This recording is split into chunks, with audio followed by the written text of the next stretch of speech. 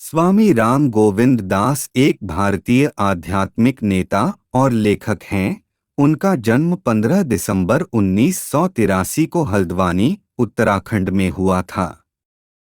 वह एक प्रसिद्ध श्रीमद् भागवतम कथावाचक भी है एवं एक प्रसिद्ध ज्योतिषाचार्य के रूप में जाने जाते हैं। उन्होंने वैश्विक आध्यात्मिक संगठन हरि शरणम जन की स्थापना की। स्वामी जी छुआछूत, जातिवाद और लिंग भेदभाव सहित कई सामाजिक मुद्दों पर कार्य करने के लिए जाने जाते हैं। वह गरीबों और वंचितों विशेषकर वाल्मीकि समुदाय के लोगों के कल्याण के प्रति अपनी भक्ति के लिए भी जाने जाते हैं। 15 वर्ष की आयु में उन्होंने भारत के प्राचीन ऋषियों की वंशावली का अनुसरण किया। हल्द्वानी में एक तपस्वी की मदद से वह पंजाब पहुंचे, जहां लोग उनकी दिव्य आभा से अभिभूत थे। बहुत छोटी उम्र से ही उन्होंने पवित्र ग्रंथों के संदेशों को फैलाना शुरू कर दिया और शुद्ध जीवन जीकर लोगों को अच्छा इंसान बनाने में मदद की। स्वामी जी ओस्लो में इंडोनॉर्ड के सदस्यों के बीच में पहुंचे। चलिए स्वामी जी को सुनते हैं। तो जैसा कि मैं शुरू कर रहा था कि जहाँ से मैं, जहाँ से आप, जहाँ से हम सब शुरुआत कर रहे हैं और जिस मिट्टी से हमारा शरीर बना है, जिस मिट्टी से हमारी आत्मा बनी है, जिस मिट्टी से हमारी पहचान होती है, उसका जय घोष करते हैं, फिर अपनी बातों को आगे करते हैं। सब मिलकर बोलेंगे, भारत माता की जय, भारत माता की जय, भारत माता की जय। तो आज सबसे पहले तो मैं श्री बलजीत जी का, उनके साथ उनके पिताजी का बहुत बहुत धन्यवाद करता हूँ इस सुंदर आयोजन को आयोजित करने के लिए। साथ में ही हमारे बीच में मेंबर पार्लियामेंट श्री हिमांशु जी विराजमान हैं, उनका मैं स्वागत कर रहा हूँ। साथ में ही आप जितने भी सदस्य यहाँ पर बैठे हैं। तो महत्वपूर्ण बात इतनी है कि लगभग मैं ऐसा बोलता हूँ कि 40 से 15 में हम लोग आ गए। क्या कहा मैंने? 40 से 15 पर आ गए। तो लोग मुझसे पूछते हैं 40 से 15 की आपकी क्या कैलकुलेशन है, ये आप 40 से 15 क्या बोलते हो? तो मैं कहता हूँ भारत का अधिक से अधिक टेम्परेचर 40 रहता है और 40 से हम कहाँ आ गए? 15 पर आ गए। तो 4015 में नंबर डालता हूँ। आइसलैंड में तो खैर मैंने 4005 किया क्योंकि वहाँ 5 का टेम्परेचर रहता है। तो 40 से हम 15 पे आ गए और हमने यहाँ आकर के भी अपने को ढाल लिया। और वो ढालना कैसे था? शुरू में तो हम सभी को संघर्ष हुआ होगा इस वायु के साथ रहने में और यहाँ के खान पान को लेकर रहने में, यहाँ की विषम परिस्थितियों को लेकर रहने में। लेकिन फिर भी हमने अपने आप को ढाल लिया। क्यों ढाला? क्योंकि हम एक डिटर्मिनेशन लेकर आए, एक संकल्प लेकर आए कि हमें यहाँ कुछ काम करना है। हम काम करने आए और काम करने जब हम आते हैं तो केवल अकेले नहीं आते हैं। हम कैसे आते हैं? हम अपना नाम लेकर आते हैं, हम अपनी पहचान लेकर आते हैं, हम अपने परिवार के संस्कार लेकर आते हैं और जिस मत या विचारों को या जिस धर्म के साथ हम जी रहे होते हैं उसको हम साथ में लाते हैं। क्योंकि जिस लगेज के साथ आप आते हैं उसमें कपड़े भी होते हैं, उसमें खाना भी होता है, कहीं ना कहीं भगवान की तस्वीर भी होती है या फिर वो पुस्तक पूजने वाली भी होती है या कोई माला होती है, कोई टीके का कोई सामान होता है, कुछ रेसिपीज होती हैं, कुछ तरह की कई चीज़ें आप लोग साथ में लेकर आते हो। तो ऐसा दूसरी बात मैं और ये भी बोलता हूँ कि बच्चों को समझाना, बच्चों से बात करना ज़्यादा सरल है, लेकिन 40-50 के लोगों से बात करना और समझाना ज़्यादा कठिन है। क्योंकि उनका एक मन बन जाता है, उनकी एक बुद्धि बन जाती है और उनको वो चीज़ें लगती हैं कि चलो वो तो साधारण सी बात है, स्वामी जी तो एक नहीं बहुत देख लिया हमने और पीछे स्वामी जी की हमने बहुत बातें सुन ली। तो इन्हीं विचारों के साथ मैं यात्रा पर हूँ और वो यात्रा ऐसी है कि मैंने लंदन से यात्रा शुरू करी है इस बार की और लंदन से यात्रा शुरू करके मैं यूरोप के अनेक देशों में भ्रमण कर रहा हूँ और भ्रमण करके भारतीय लोगों के साथ मैं विचार विमर्श कर रहा हूँ। कुछ कार्यक्रम मेरे मंदिरों में आयोजित हो रहे हैं, कुछ कार्यक्रम मेरे एम्बेसीज में आयोजित हो रहे हैं और कुछ कार्यक्रम इस प्रकार से जो अच्छे लोग हैं उनके माध्यम से हो रहे हैं। तो उसका उद्देश्य क्या है? उद्देश्य आप नहीं हो। आपको यहाँ पर बुलाने का अर्थ आपको कुछ समझाना नहीं है, क्योंकि आप तो समझे समझाए हो, आपने तो सब देख लिया। तो यहाँ पर जो विशेष चर्चा का विषय है वो है आपकी आगे आने वाली पीढ़ियाँ, और जो आपके बच्चे हैं, जो आपके संग आपके संस्कार को लेकर के आगे कैसे वो बढ़ें। क्योंकि आज की सबसे बड़ी समस्या ये है कि हमारे बच्चे हमारे हाथों में नहीं हैं, और ये समस्या केवल एक किसी देश की नहीं है, संपूर्ण देशों की, संपूर्ण परिवारों की बन गई है। तो ये आप किस तरीके से इसको चैलेंज लेकर के आप उन बच्चों के साथ अपनी मानसिक स्थिति को, अपनी पारिवारिक स्थिति को और अपनी धार्मिक स्थिति को आगे बढ़ाएं। क्योंकि धर्म का अर्थ यहाँ पर केवल एक सिखिज़म, हिंदुइज़्म या किसी एक शब्द को ना लेकर के है। यहाँ पे धर्म की बात अगर मैं आपके साथ कर रहा हूँ बैठ करके, तो भारतीय धर्म की हम लोग बात कर रहे हैं। और भारतीय धर्म ऐसा है जो कन्याकुमारी से लेकर कश्मीर तक है, अरुणाचल से लेकर गुजरात तक है, और सिंधु से लेकर नीचे सागर तक है। हर प्रकार के भोजनों के साथ, हर प्रकार की भाषा के साथ भारतीय धर्म जुड़ा हुआ है। तो यहाँ पर हम लोग किस प्रकार से साथ मिल करके, क्योंकि जैसे मेरी अभी बात हुई, आप इंडो नूर संस्था चला रहे हैं, तो 2000 सदस्य जुड़े हुए हैं।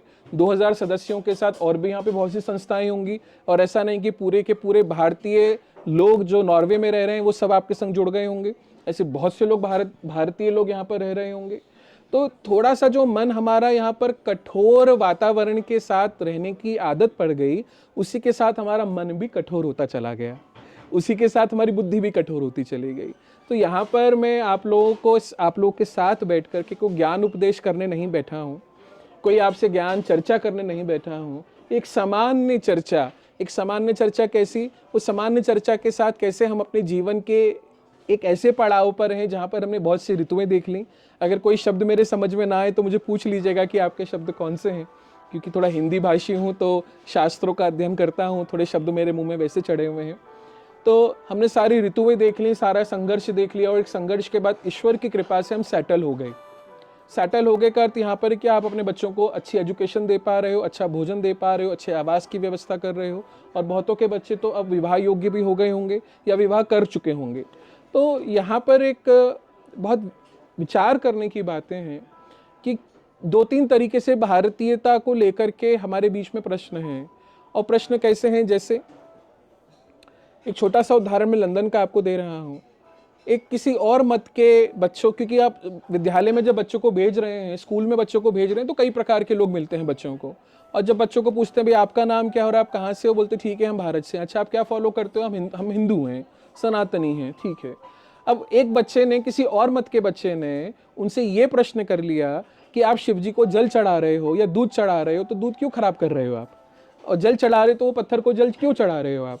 तो उस बच्चे के पास कोई उत्तर नहीं था। ठीक है, कोई उत्तर नहीं है, सामान्य सी बात है। लेकिन वो अपने माता पिता के पास आया, माता पिता के पास आकर कहता है कि आज एक मेरे दोस्त ने मुझसे ये बात पूछी, तो इसका उत्तर क्या है? अब उस माता पिता के पास भी उत्तर नहीं है। उत्तर क्यों नहीं है? क्योंकि अब वो भी केवल कारोबार में या काम में व्यस्त हो गए। भाई विदेशों की जीवन शैली और भारत की जीवन शैली में बहुत अंतर है। वहाँ तो हर प्रकार के कामों के लिए आपको सहयोगी मिलेंगे। यहाँ तो आपने झाड़ू पोंछा, खाना बनाना सभी ने करना, दोनों ने करना है। वहाँ तो ये था कि खाली औरत काम करेगी, आदमी बैठेंगे। और यहाँ तो सबसे अच्छी बात विदेशों की, आदमी भी काम कर रहे हैं, औरत भी काम कर रही है। आदमी ज़्यादा काम करते हैं कई बार, औरत कहती चलो भाई हम और काम देख लेते हैं। तो यहाँ तो समय नहीं है। सुबह आप लोग उठ रहे हैं, उठ करके मंदिर भी मुझे नहीं मालूम कितना समय हम दे पा रहे हैं या कितना समय हम अपनी चीज़ों को देख पा रहे हैं। और उसके बाद सुबह 8-9 बजे हमारा क्रम चालू हो रहा है, खाना भी हमारा अधूरा पूरा जो भी बन पा रहा है। शाम को हम वापस आ रहे हैं, फिर एक क्रम बढ़ गया। शनिवार रविवार हमको मिल रहा है, शनिवार रविवार इतने काम हमारे ऊपर ऑलरेडी सिर पर हैं कि हमें कहाँ फुर्सत है मंदिर जाने की, कहाँ फुर्सत है स्वामी जी से मिलने की। तो ये तो हमारा जीवन का एक रूटीन बन गया है। इस रूटीन से आप बाहर नहीं आ पा रहे हो, तो कहाँ से हमें नॉलेज मिलेगी, कहाँ से हमें इंफॉर्मेशन मिलेगी? और दूसरी बात ये कि आप न्यूक्लियर हो, आप माता पिता एज एन परिवार केवल 4 लोग हो या 3 लोग हो, 2 लोग हो। ज्वाइंट फैमिलीज तो आप लोग हो नहीं कि ज्वाइंट फैमिलीज में रह करके आपको कहीं से कुछ सूचना संदेश मिल रहे होंगे। आप तक तो ठीक है, आप तक को तो मालूम है कि रामकृष्ण कौन है, भगवत गीता क्या है, भागवत क्या है, मंदिर जाने से क्या हो रहा है, व्रत क्या हो रहे हैं, त्योहार क्या हो रहे हैं। लेकिन जो आगे की पीढ़ियां हैं, बच्चे हैं, वो कहाँ से बढ़ेंगे? केवल एक अर्थ विद्या देने से, केवल इतनी ही नॉलेज देने से कि बच्चों आगे बढ़ो, आगे बढ़ने का अर्थ केवल इतना है कि आप काम करो, काम करके सक्सेसफुल हो जाओ, अच्छी नौकरी करो, अच्छे देश विदेशों में सेटल हो जाओ, तो क्या केवल हमारी जिम्मेदारी वहीं तक सीमित है? ये आप लोगों को विचार करना है। और ये विचार करने के बाद अगर आप लोग समझते हैं कि बच्चे आपके साथ बैठ करके कोई अच्छी चर्चा, सम्यक चर्चा कर पाएं, तो सम्यक चर्चा करने का तो अर्थ सबसे पहला ये है कि जहाँ से आप हो वहाँ के रूट समझाओ। आप अगर केरला के हो तो केरला के रूट्स हो, जम्मू के हो तो जम्मू के रूट्स, और पंजाब से हो तो पंजाब के रूट्स। अगर वो आप रूट्स नहीं समझाओगे, और सबसे बड़ी समस्या क्या है इन छोटे देशों में, छोटे देश का अर्थ यहाँ पर ये है कि जिनकी एक अपनी पर्टिकुलर लैंग्वेज है, तो लैंग्वेजों में बच्चों को वहाँ पे ना इंग्लिश सिखाई जा रही है, ना हिंदी सिखाई जा रही है, ना आपकी रीजनल लैंग्वेज सिखाई जा रही है। और उन लैंग्वेज को ना सीखने के कारण जो बच्चे हो रहे हैं 7, 8, 9, 10 वर्ष के बच्चे, वो केवल उसी नेटिव लैंग्वेज में बात कर रहे हैं, मूल लैंग्वेज तो उनको पता ही नहीं है। वो भी जो माता पिता है उनकी भी टूटी फूटी जो नेटिव लैंग्वेज है, क्योंकि उनको टंग लैंग्वेज तो मिली नहीं है, मदर लैंग्वेज तो उनकी बनी नहीं है। तो नेटिव लैंग्वेज में जो वो बात कर पा रहे हैं वो भी नहीं समझ पा रहे हैं कि कैसे समझाएं और कैसे नहीं समझा पाए। तो आप जो यहाँ पर हम 25-30 लोग बैठे हैं, ये बहुत गंभीर विषय है। इस गंभीर विषय को इसलिए यहाँ पर मैं लेके आ रहा हूँ क्योंकि अगर मंदिर में बैठकर मैं आपको श्री राम कथा, श्री कृष्ण कथा कहता तो वहाँ पे रामकृष्ण की चर्चा करता, वहाँ पर ये चर्चा नहीं करता बैठ करके। और ये चर्चा हमारे लिए है, हमारे परिवार के लिए है। इस चर्चा को आप ये मत सोचिए कि इस चर्चा को स्वामी जी को लाभ होगा या इस चर्चा को इंडिविजुअल किसी को लाभ होगा। इस चर्चा का लाभ आप सबको है। और जैसे बच्चों को पालने के लिए थोड़ा कठोर बनना पड़ता है, उसी कठोरता के साथ उसका थोड़ा सा अंश मिला करके मुझे ऐसा लगता है कि कहीं ना कहीं तो आप लोगों को एक प्रयास करना चाहिए। और वो प्रयास ज़रूर से ऐसा हो कि जहाँ पर बच्चों को ये समझ में आए। एक छोटा सा उदाहरण देता हूँ। माता पिता थे और उनका एक बेटा बेटी था। बेटा बेटी थोड़े से बड़े थे, उनको पॉकेट मनी दी जाती थी, एक बेटा और बेटी को दोनों को बराबर, कि भाई तुम्हें जो करना है करो। तो जो बेटा था वो तो पॉकेट मनी हर महीना खर्च करता, जो बिटिया थी वो पॉकेट मनी खर्च नहीं करके कहीं सेव कर रही थी। अब भाई बहन का तो रिश्ता आपको मालूम है कैसा चंचल होता है, कैसा उन दोनों में लड़ाई झगड़ा छीना झपटी सब कुछ चलता है। तो भाई के पैसे जब खर्च होते चले जा रहे थे तो बहन से वो कहते तेरे पैसे कहीं, वो भी मुझे दो, वो भी मैं खर्च करूंगा। तो बहन पैसे नहीं देती, करते करते 1 साल बीत गया। अब जब माता पिता को ये मालूम पड़ा कि भाई ने तो सारे पैसे खर्च कर दिए, बेटी ने एक पैसा खर्च नहीं किया, वो पैसे कहाँ गए, तो बेटी से कहते हैं तूने पैसे कहाँ रखे ये बताओ। अच्छा मैं नहीं बताऊंगी, पहले तुम दोनों की डिबेट हुई, डिस्कशन हुई, नहीं बताऊंगी, आप खर्च करवा दोगे। अच्छा ठीक है बताओ, हम खर्च नहीं करेंगे। तो हाथ पकड़ के ले जाती है कहाँ, अपने घर के मंदिर में। घर के मंदिर में लेके जाती है और घर के मंदिर में कुछ धर्म ग्रंथ रखे होते हैं, गुरु ग्रंथ साहिब का हो या आप भगवत गीता का हो, कोई एक धर्म ग्रंथ रखे होते हैं। उस धर्म ग्रंथ के अंदर उसने पैसे छुपा के रखे होते हैं। तो बोलते हैं आपने पैसे यहाँ क्यों छुपाए, तो पैसे मैंने इसलिए छुपाए कि मैंने देखती तो रोज हूँ आपको, क्या कि आप उसकी दिया भी करते हो, बत्ती भी करते हो, कपड़े भी ऊपर बदलते हो, फूल कभी आप खोलते नहीं हो। कभी भी उस किताब को मैंने आपको खोलते हुए नहीं देखा, तो मुझे लगा सबसे सुरक्षित जगह कौन सी है, ये है। तो उसने पैसे वहां रख दिए। तो ये कितनी बड़ी नॉलेज है, कितना बड़ा विजडम है। बात तो छोटी सी है। तो हमारे घर की किताबें अगर खुलेंगी नहीं, केवल हमारा 24 घंटा मोबाइलों में बीतेगा। और एक बात और बताऊं, अगर अभी बैठे बैठे हमें 10 मिनट हो गए मेरी बात को चालू हुए, तो ये भी आपका वर्ल्ड रिकॉर्ड है। वर्ल्ड रिकॉर्ड क्या है, क्योंकि आप सोते समय के अलावा कोई ऐसा समय नहीं बीतता होगा जिसमें मोबाइल ना देखो आप। एक 10 मिनट ऐसे बीते होंगे अभी तक, 12 मिनट की मोबाइल का आपने फ्लैश नहीं देखा होगा, कुछ हुआ नहीं हुआ, किसने क्या किया, कौन कहाँ गया, किसी का फोन आया, किसी का मैसेज आया। तो हमारी जीवन शैली ऐसी बन गई है। मुझे जीवन शैली से कोई मेरा विरोध नहीं है, जो जीवन शैली हम जी रहे हैं ठीक है, लेकिन उस जीवन शैली में हमने क्या छोड़ दिया और हमें उस जीवन शैली में क्या पकड़ना है, इस बात की वैल्यूएशन तो आप ही करोगे। ठीक है, बताने वाला मैं आ गया, लेकिन वैल्यूएशन तो आपको करनी पड़ेगी, तभी तो आप वैल्यूड होगे। केवल कमाने से, अच्छे कपड़े, अच्छी गाड़ी, अच्छा घर, ये तो भारत में भी था और उसके संग तो 10 नौकर भी थे। यहाँ तो खुद ही झूठे बर्तन भी साफ करने, सारे काम खुद करने, ठीक है। और ये भी एक अच्छी बात है क्योंकि आप जीवन का संघर्ष समझ पा रहे हो कि वो पैसा इतना सरल नहीं है, कि वो पैसा आपने कमाया इतनी सरलता से कमा लिया। तो वो जो कठिनता के साथ, परिश्रमता के साथ जो कुछ आपने अर्जित किया है, तो उस अर्जन को कम से कम वैल्यूड तो लगे, वो ऐसा मुफ्त में थोड़ा चले जाए। तो ये मेरी आपसे विशेष बातें हैं कि जो भी मंदिर यहाँ पर बने हैं या जो भी प्लेस ऑफ वर्शिप यहाँ पर बने हुए हैं, वहाँ पर बच्चे भी जाएं। आप दूसरे मत की बात सोचिए, दूसरे का मंडन करने नहीं आया, मैं केवल एग्जाम्पल दे रहा हूँ। आप ये मत सोचिए मैं किसी के रिलीजन के बारे में यहाँ बुरा बोलने आया हूँ, यहाँ पर केवल एग्जाम्पल दे रहा हूँ कि दूसरे मत के लोगों में ये बात श्योर हो गई कि आप दिन में 5 समय प्रार्थना ना करो, लेकिन शुक्रवार आपने प्रार्थना करनी ही करनी है, anyhow, to every age, वो फिक्स है। लेकिन हमारे बच्चों को बहुत दूर की बात क्या कहूँ, हनुमान चालीसा नहीं मालूम होगी, ओम जय जगदीश्वरी की आरती नहीं मालूम, जो बेसिक है, बहुत बेसिक। और अभी तो मैं आप लोगों से पूछ लूं, क्योंकि आप जैसे मुझे रोज मिल रहे हैं, रोज मिल रहे हैं, केवल आप लोगों से पूछ लूं कि भगवत गीता और भागवत एक ही होती है, तो कहेंगे हाँ हमें तो मालूम था एक ही होती है। तो अभी तक यही डिफरेंस नहीं मालूम होगा गीता क्या होता है, भागवत क्या होता है। तो जब हमारी इंफॉर्मेशन इतनी अधूरी है, और उस इंफॉर्मेशन को, ऐसा तो है नहीं कि आप इलिटरेट हो और आप पढ़ना भी नहीं जानते, आप दिन भर तो मोबाइल में हो, दिन भर आप इंफॉर्मेशन ले रहे हो, दिन भर आप पढ़ रहे हो, दिन भर। तो ऐसी क्या दिक्कत है कि हम अपनी इंफॉर्मेशन को पूरा नहीं कर पा रहे हैं। हो सकता है मेरी बातें कुछ कुछ हद तक बोरिंग लगें, लेकिन वो बोरिंग इसलिए लग रही हैं क्योंकि हम उसके आदी नहीं हैं, उसकी आदत में नहीं है। ABCD पढ़ने में भी बच्चे को 1 साल लगता है, क ख ग घ पढ़ने में भी 1 साल में सीखता है। लेकिन हमारा जो पैटर्न सेट हो गया है, उस पैटर्न को थोड़ा सा ब्रेक करिए प्लीज़। और थोड़ा सा पैटर्न ब्रेक करके, ये मेरी आपसे बहुत हाथ जोड़ करके प्रार्थना है, क्योंकि बलजीत जी ने बहुत मन से आप सब लोगों को बुलाया है और इतनी बड़ी लिस्ट में से आप लोग को छाटा है, तो मुझे विश्वास होगा कुछ सोच के ही छाटा होगा कि आप लोग कुछ विशेष हैं। तो क्योंकि आप एक समाज को रिप्रेजेंट कर रहे हो, समाज से ज़्यादा एक फैमिली को रिप्रेजेंट कर रहे हो, और फैमिली से ज़्यादा आप इंडिया को रिप्रेजेंट कर रहे हो। तो मेरी ये बहुत मन से इच्छा है कि जैसे आज आपको मालूम पड़ा कि आप एक रिलीजियस इवेंट में जा रहे हो, लगभग आपको मालूम था एक स्वामी है उनके पास आप जा रहे हो, तो आपका माइंड सेट था और आपने इंडियन कपड़े चूज करे कि आपको इंडियन कपड़े पहन के आना। ये तो मुझे लगता नहीं नीचे लिख करके बलजीत जी ने कहा होगा कि कि भाई ऐसे ऐसे कपड़े पहन के आना है। तो जब आपका ये माइंड सेट है, आपको इतना कॉन्शियस है कि हमें कहाँ क्या पहनना है और क्या नहीं पहनना है, तो ऐसे ही यहाँ पर लाइफ में क्या करना है और क्या नहीं करना है, थोड़ी सी एजुकेशन अपने साथ बच्चों के पास शेयर हो, तो मुझे लगता है कि ये बातें हमारे लिए बहुत सार्थक होंगी, बहुत सार्थक होंगी। थोड़ी थोड़ी बातें, क्योंकि अब इंडिया के कल्चर में तो क्या है कि टीवी में रामायण भी आ रही है, महाभारत भी आ रहा है, ये भी आ रहा है, वो भी आ रहा है, और दिन भर माहौल वैसे ही है, माहौल वैसी कोई ना कोई उनको मिलता है, क्रॉस करता है। यहाँ तो आप अलग फेथ के लोगों से मिल रहे हैं, अलग फेथ के साथ उनका, और बच्चों का चैलेंज इतना बड़ा, हमारे चैलेंज के साथ बच्चों का चैलेंज इतना बड़ा हो गया है कि आप तो बाद में मुझसे कहोगे, जब बच्चों से मैं पर्सनल इंटरेक्शन करता हूँ, केवल बच्चों के साथ क्लासेस मेरी होती हैं, तो बच्चों के अंदर इतना तनाव है, बच्चे इतने एंग्जाइटी के साथ हैं, बच्चों का माइंड पीसफुल नहीं है। आप बच्चों की बातें अगर सुनोगे तो बच्चे इतने कंफ्यूज हैं, और बच्चों के अंदर इतना तनाव घर पड़ा हुआ है कि वो एक ही स्टेज में, डिप्रेशन की स्टेज पर हैं। और मुझे नहीं मालूम कि नॉर्वे के कल्चर में क्या है, बट यूएस के कल्चर में तो ये बस गया है कि उनकी सिटिंग्स होती हैं, भैया उन्हें मैं सिटिंग में जा रहा हूँ, सिटिंग में जा रहा हूँ, मतलब एक ने कहा, दो ने कहा, तीन ने कहा, सिटिंग कहाँ जा रहे हो, उनका सेक्रेटेरिएट के बाद सिटिंग्स हो रही हैं।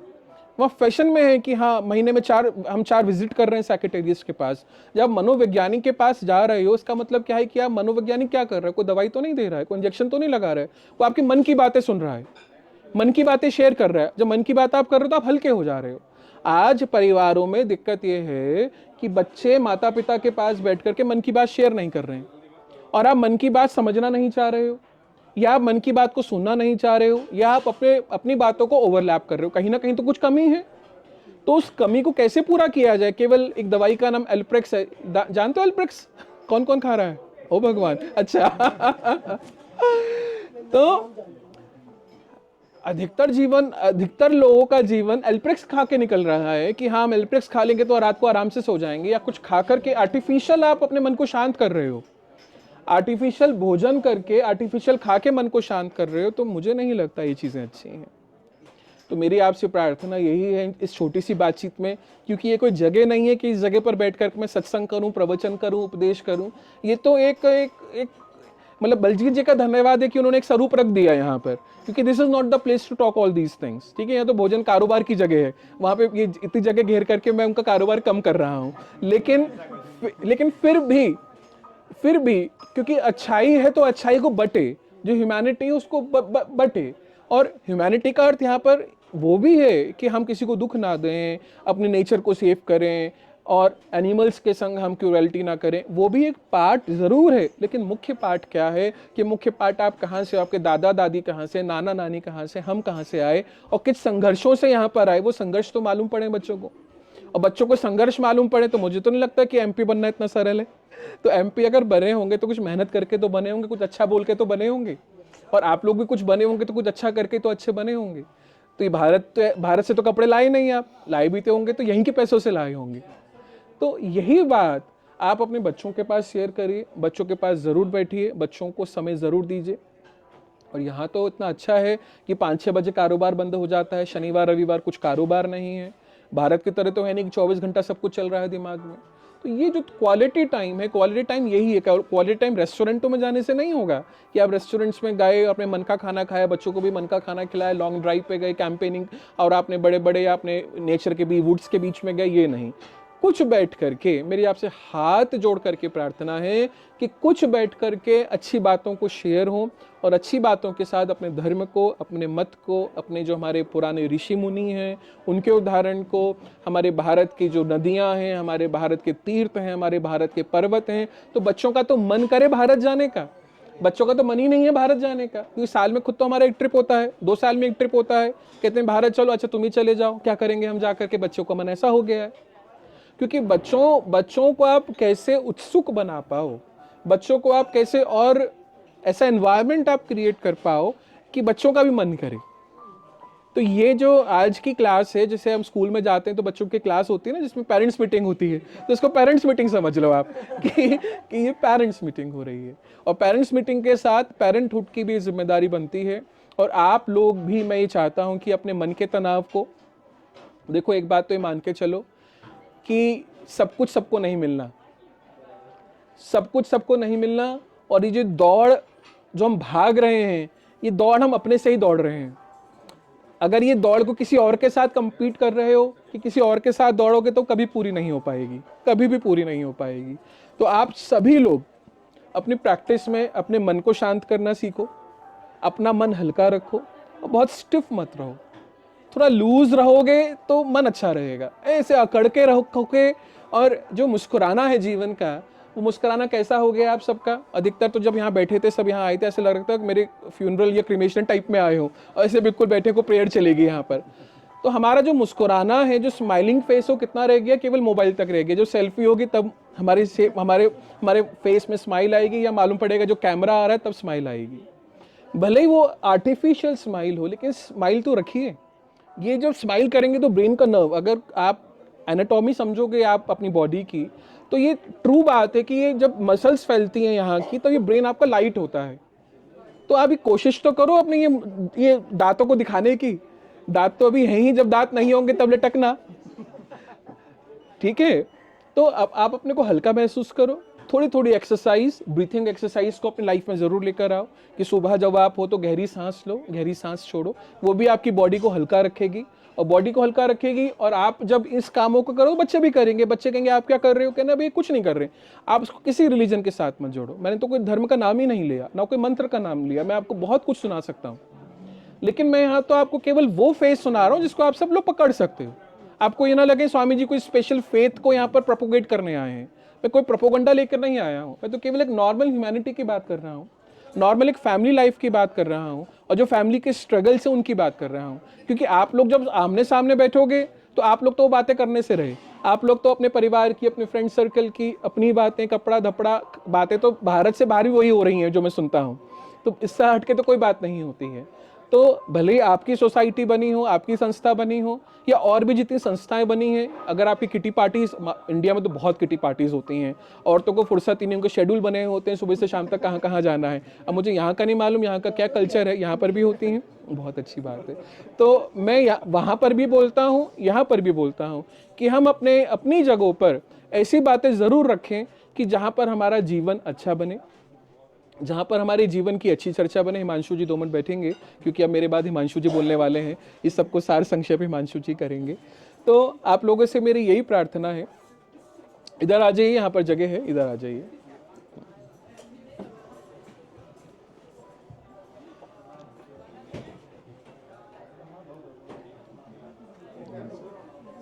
बैठिए, आप बैठिए, सब ऑर्डर पे रहें, सब हो जाएगा, अपने आप सेटल हो जाएगा।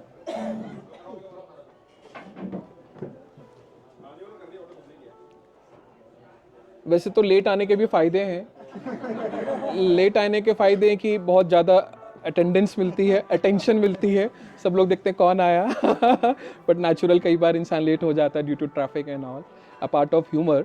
तो यहाँ पर मैं केवल इतनी ही बात यहाँ पर आपके समक्ष रखने आया हूँ, और भविष्य में अगर समय लगेगा तो मैं आप लोगों के साथ फिर बैठूंगा और आप लोगों के साथ बैठकर फिर हम धर्म की भी चर्चा करेंगे, अर्थ की भी चर्चा करेंगे, और मोक्ष क्या होता है उसकी भी चर्चा करेंगे। और अगर आप लोगों की कोई संस्था बनी है, आप लोग अगर कहीं इकट्ठे होते हो, तो उस इकट्ठे होने में कुछ ना कुछ आप सेल्फ काउंसलिंग ज़रूर रखो। अपने ब्रेन को आप लाइट रखने के लिए सेल्फ काउंसलिंग ज़रूर रखो, क्योंकि वो सेल्फ काउंसलिंग जब तक नहीं होगी, आप कितना ही अच्छे दिख जाओ, लेकिन आपके अंदर का जो ब्रेन के अंदर की गंदगी है वो साफ नहीं हो पाएगी, वो फ्लश आउट नहीं हो पाएगी। फ्लश आउट करने के लिए आपको खुद ही प्रयास करना पड़ेगा, ये बहुत ज़रूरी है। और आर्टिफिशियल आप कितना ही प्रयास कर लो, कितना ही नींबू पानी सुबह पी लो शहद डाल करके, कितना ही आप कितना ही आप सैलेड्स खा लो, कितना ही आप फ्रूट्स खा लो, नहीं होगा। वो शरीर को बैलेंस ज़रूर बनाएगा, लेकिन आपके ब्रेन को बैलेंस नहीं बनाएगा। ब्रेन को जो बैलेंस बनाएगा, ये बातें ही बनाएंगी, ये फीलिंग्स ही बनाएंगी। अच्छा लिटरेचर हमारे पास ज़रूर हो, अच्छी चीज़ों का चर्चा हमारे पास ज़रूर हो, और कुछ कुछ आंसर्स आपके पास ज़रूर होने चाहिए जो आप अपने बच्चों को दे पाएँ। बच्चे जब बाहर जाते हैं, जब मैंने बात शुरू करी कि उसने प्रश्न किया कि शिव जी पर जल क्यों चढ़ाया जाता है, शिव जी पर दूध क्यों चढ़ाया जाता है, जब वो परिवार उसको उत्तर नहीं दे पाया तो वो मौन हो गया। मौन हो गया जब अपने फ्रेंड को फेस नहीं कर पा रहा है, तो वहीं पर उसका मन कन्वर्जन की ओर चला जाता है। वो कहता है कि हमारे धर्म में तो कुछ है ही नहीं, हमारा धर्म तो केवल दिखा रहा है, बता नहीं रहा है, और हमारे यहाँ पे हर किसी कर्म में कुछ ना कुछ बात है, उसका लॉजिक है। तो वो लॉजिक पूर्ण जो हम लोग बातें कर रहे हैं, वो चीज़ें हमारे जीवन में आए। और इसी के साथ मैं ये ज़रूर चाहूँगा कि आप लोग जब जब भारत आएँ, अपने दादा नानी माता पिता या आपके जो पेरेंटल या मैटरनल घर हैं, जब भी आप घर आएँ तो घर आकर के एक टूर आपका ऐसा हो जिस टूर में कोई ना कोई रिलीजियस प्लेस जुड़ा हुआ हो। जो भी आपके घर के आसपास हो, आपके नगर के आसपास हो, आपके राज्य के आसपास हो, वहाँ पर एक रिलीजियस टूर ज़रूर बना हुआ हो, स्पेशल टूर बना हुआ हो, जहाँ पर आप अपने बच्चों को लेकर के पहुँचें। और बच्चों को लेकर नहीं पहुँच रहे तो वहाँ से वापस जब आए तो गंगा जल लेकर आएँ, वहाँ से आए तो ये लेकर आएँ। तो वस्तुओं की कीमत है तो जरा सी चीज़, उसकी वैल्यू बहुत बड़ी है। तो ये मैं चाहता हूँ, और इन्हीं शब्दों के साथ, क्योंकि आज यहाँ पर बात बहुत बड़ी नहीं कर सकते हैं, यहाँ पे मुझे मालूम पड़ा कि बलजीत जी ने स्टार्टर्स बहुत लंबे रखे हैं, मेन कोर्स बहुत लंबा रखा है, तो मैं अगर अपनी बातें लंबी रखूंगा तो वो स्वाद खराब हो जाएगा। तो यहाँ तो मैं केवल आपको आपके मस्तिष्क का स्वाद देने आया हूँ कि ये मेरी बातें हैं, और भविष्य में हम लोग जब कभी मिलें तो उन मिलने के साथ हम बड़ी गैदरिंग में हों, एक पीसफुल गैदरिंग में हों। और पीसफुल गैदरिंग में आप अपने बच्चों को लेकर आइए, जो भी समय दिन हमारे पास हो, 1 घंटा 2 घंटा बैठें और बच्चों के साथ बात करें कि भाई दिक्कत क्या है और आपको क्या दिक्कत है, क्यों नहीं हम फॉलो कर पा रहे हैं। तो प्रैक्टिकल टॉक्स हो वहाँ पर। ठीक है, हमें सतयुग की भी बात करनी है, लेकिन अभी वर्तमान जो कलयुग चल रहा है उसकी भी बात करनी है। केवल सतयुग की बात करके कथा पूरी नहीं हो सकती। वर्तमान में कलयुग साथ में चलेगा, जो प्रैक्टिकल बातें हमारी चलेंगी, तो ही हमारा जीवन आगे अच्छा बन सकता है। इन्हीं शब्दों के साथ मैं पुनः बलजीत जी, उनके पिताजी और आप सबका बहुत बहुत धन्यवाद करता हूं कि आप लोग यहाँ पर आए और आप लोगों ने मेरे शब्द सुने। और मैं ज़रूर ऐसा सोचूंगा कि कुछ ना कुछ बात ऐसी ज़रूर हो जो आप आगे डिस्कशन में लेके आएँ। मेरे बाद अपने लोगों में, अपने फैमिली के साथ, अपने फ्रेंड्स के साथ, कि हम लोग कहीं गए थे और वहाँ जाकर मुझे याद रखने की ज़रूरत नहीं है, मेरा नाम याद रखने की ज़रूरत नहीं है, लेकिन आप बातें याद ज़रूर रखें कि वो बातें क्या थीं और हमारे जीवन में कितनी इवैल्यूएट करती हैं। इन्हीं शब्दों के साथ अब मैं पहले हिमांशु जी से चाहूँगा कि, क्योंकि मुझे मालूम है पॉलिटिशियन अच्छा बोलेंगे, तो 2 अच्छे शब्द कहेंगे और उसके बाद फिर समराइज़ आप करेंगे, उसके बाद हम करेंगे। और एक अच्छे शब्दों के साथ भारत माता की जय बोलते हैं। भारत माता की, भारत माता की, भारत माता की। हिमांशु जी आइए प्लीज। हम साल में शायद 2-3 दफ़ा बुलाया जाता है किसी स्वामी जी गुरु जी से मिलने के लिए, लेकिन जिस तरह आप कह रहे हैं सबके अंदर एक तनाव सा है। तो जैसे हम हर जगह जाते हैं, या मैं तो किसी उम्मीद से नहीं आता, लेकिन आपने जो आधे घंटे में जो बातें बोली उसमें मेरा दिल खुश भी हुआ और एक गंभीरता का भी महसूस हुआ। तो ये आपने कोई रॉकेट साइंस वाली बातें नहीं बोली, जो आपने बातें बोली हम सब जानते हैं, लेकिन फिर भी हमें समय नहीं मिलता कि हम इनके बारे में सोचें, चाहे वो अपने अंदर की शांति के बारे में हो, कैसे स्माइल करना है, कि ये जो दौड़ जो जीवन जो बन रही है वो अपने आप से ही एक दौड़ है, वो जो विषय और दूसरा विषय कि जो आने वाली पीढ़ी को कितना महत्वपूर्ण है कि हम उनको समझाएं कि क्या है हमारी संस्कृति, क्या है हमारे कल्चर ट्रेडिशन। सिर्फ करना नहीं, समझना है। जी जी क्योंकि मेरे माँ बाप आए थे यहाँ से, उन्होंने तो काफ़ी कुछ सिखा जी दिया। मैं अपने बच्चों की तरह नहीं सिखा पाऊँगा, लेकिन तो इसको हम फोकस नहीं देंगे तो बिल्कुल भी नहीं सीखेंगे। तो मैं तो आपको धन्यवाद कहना चाहूँगा। और ये मेरी बहुत आनंद की बात थी कि आप कल शायद पार्लियामेंट आ रहे हैं, लेकिन मुझे जो आपने जो छोटी कुछ बातें बोली हैं मुझे बहुत इम्पैक्ट की है। तो मैं तो आपको इनवाइट करना चाहूँगा कि आप अगली दफ़ा आएँ तो ये भाषण आप पार्लियामेंट में दीजिए, और हम जितने भी लोग हैं हम 5 और लोगों को लाएंगे। मुझे तो अभी महसूस हो रहा है कि मैं अपने माँ बाप को क्यों नहीं लाऊं। अगली दफ़ा आप जब भी आए हैं I would love to invite you to the parliament. तो आप यही बातें जी और लोगों को बताएं और इसके आगे भी थोड़ा सा जी बताएं। जी तो मैं इजाज़त दूंगा कि मुझे जाने जी, के लिए प्लीज़, वेट कर रहे हैं, लेकिन प्लीज़, कल मिलते हैं। प्लीज़। और बहुत धन्यवाद आपका, बहुत धन्यवाद बलजीत जी का भी, उनके पूरे परिवार का, जिन्होंने भी ये ऑर्गेनाइज किया। बहुत बहुत धन्यवाद, बहुत बहुत धन्यवाद। देन दाता, मन का विश्वास कमजोर होना, इतनी शक्ति हमें देन दाता, मन का विश्वास कमजोर होना। हम चले नेक रास्ते पे, हमसे भूल कर भी कोई भूल होना, इतनी शक्ति हमें देना दाता, मन का विश्वास कमजोर होना, इतनी शक्ति हमें देना दाता, मन का विश्वास कमजोर होना। दूर अज्ञान के हो अंधेरे, तू हमें ज्ञान की रोशनी दे। दूर अज्ञान के हो अंधेरे, तू हमें ज्ञान की रोशनी दे।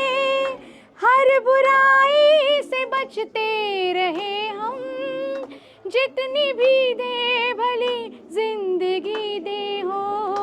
बैर होना किसी का किसी से, भावना मन में बदले की होना।